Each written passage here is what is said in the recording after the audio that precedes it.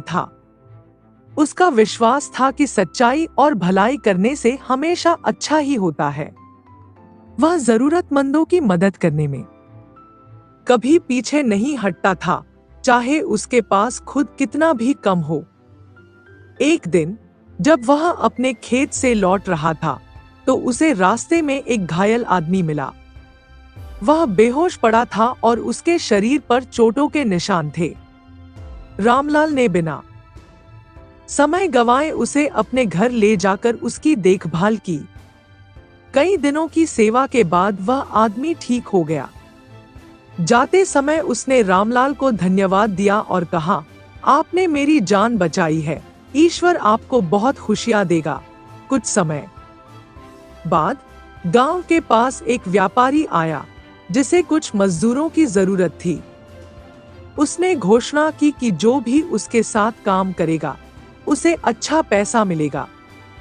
रामलाल को भी पैसे की जरूरत थी, इसलिए उसने काम के लिए हाँ कर दी। जब वह व्यापारी के घर पहुंचा तो उसे देखकर व्यापारी चौंक गया। वह वही आदमी था जिसे रामलाल ने बचाया था। व्यापारी ने खुशी खुशी कहा, रामलाल, तुमने मेरी जान बचाई थी, अब मैं तुम्हारी मदद करूंगा। व्यापारी ने उसे अपने व्यापार में भागीदार बना लिया। रामलाल की मेहनत और ईमानदारी से व्यापार खूब फला फूला और वह एक सम्मानित और अमीर व्यक्ति बन गया। रामलाल अब संपन्न और सुखी जीवन जी रहा था, लेकिन उसकी दयालुता और भलाई करने की आदत नहीं बदली। वह जरूरतमंदों की मदद करता, गरीबों को भोजन देता और गांव में स्कूल बनवाने के लिए धन दान करता। एक दिन गांव में सूखा पड़ गया। फसलें बर्बाद हो गई, लोग भूख से परेशान थे। कई अमीर लोग अपने घरों में अनाज जमा करके बैठे रहे, लेकिन रामलाल ने अपने गोदाम खोल दिए। उसने सभी गांव वालों को खाना खिलाया और मदद की। लोगों ने उसे धन्यवाद दिया और कहा, अगर तुम न होते तो हमारा क्या होता। कुछ महीनों बाद राजा के सिपाही गांव में आए।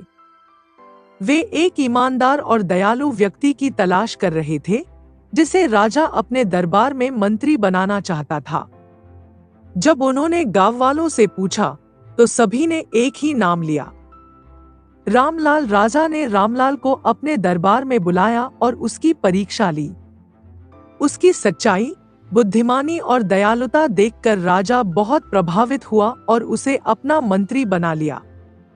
अब रामलाल सिर्फ अपने गांव की नहीं, बल्कि पूरे राज्य की भलाई के लिए काम करने लगा। इस तरह उसकी भलाई और ईमानदारी ने उसे आम किसान से राजा का मंत्री बना दिया। यह साबित हो गया कि कर भला तो हो भला, क्योंकि जो दूसरों का भला करता है उसका जीवन भी सुख और सफलता से भर जाता है। रामलाल अब राजा का मंत्री बन चुका था, लेकिन उसके मन में अहंकार नहीं आया। वह अब भी पहले की तरह सरल, दयालु और ईमानदार था। वह हमेशा गरीबों और जरूरतमंदों की मदद करता और राजा को भी सलाह देता कि राज्य में कोई भूखा न सोए, कोई अन्याय का शिकार न हो। रामलाल की बढ़ती प्रतिष्ठा से कुछ दरबारी जलने लगे। उन्हें उसकी सच्चाई और भलाई पसंद नहीं थी।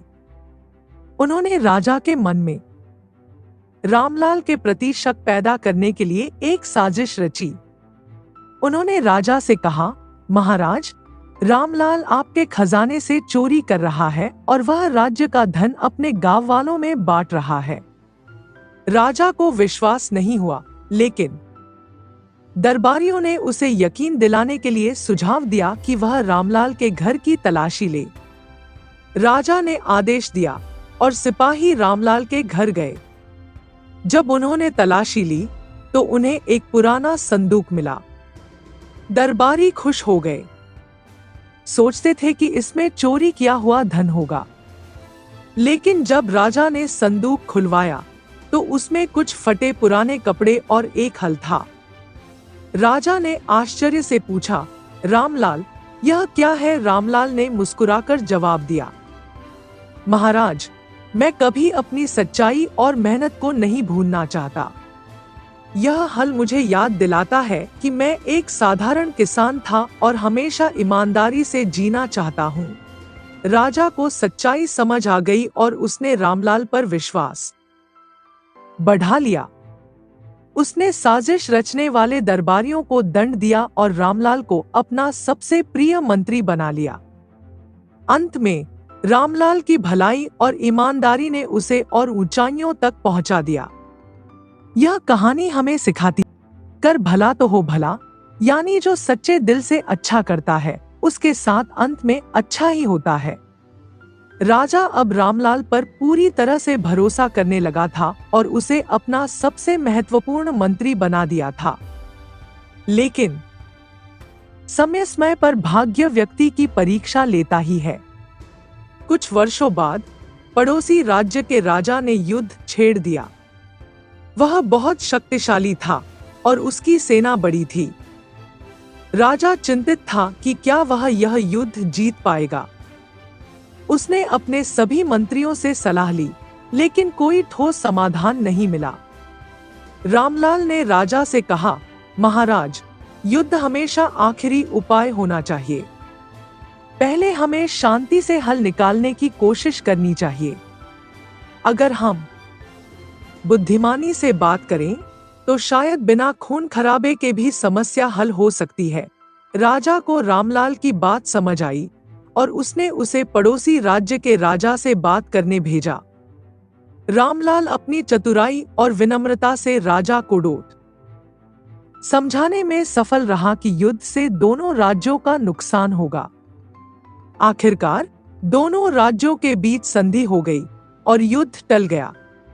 राजा रामलाल करता और उसकी भलाई की कहानियां दूर दूर तक फैल गईं। इस कहानी से हमें सीख मिलती है कि कर भला तो हो भला, यानी अगर हम किसी का भला करते हैं तो बदले में हमें भी अच्छा ही मिलता है। रामलाल ने अपने जीवन में कई उतार चढ़ाव देखे, लेकिन उसने कभी भलाई करना नहीं छोड़ा। जब वह बूढ़ा हुआ तो उसने राजा से निवेदन किया कि वह अपने गांव लौटना चाहता है ताकि अपने अंतिम दिन शांति से बिता सके। राजा ने उसकी इच्छा को स्वीकार किया और उसे बहुत सम्मान और धन के साथ विदा किया। गांव लौटकर रामलाल ने एक गुरुकुल खोला, जहां वह बच्चों को सिखाता कि जीवन में ईमानदारी, दया और मेहनत से बड़ा कुछ नहीं होता। उसने अपने अनुभवों से सभी को यह सीख दी कि कर भला तो हो भला।